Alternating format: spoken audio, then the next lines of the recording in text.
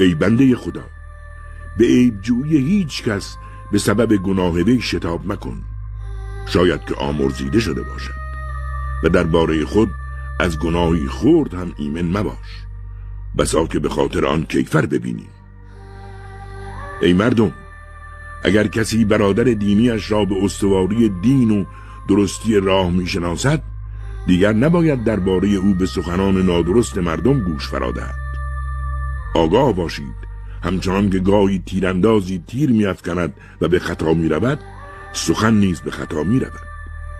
این خطا هرچند از میان خواهد رفت، اما خداوند شنوا و گواه است.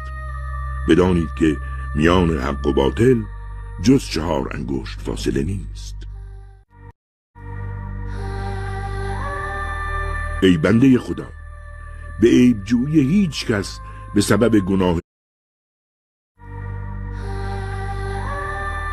ای بنده خدا، به عیب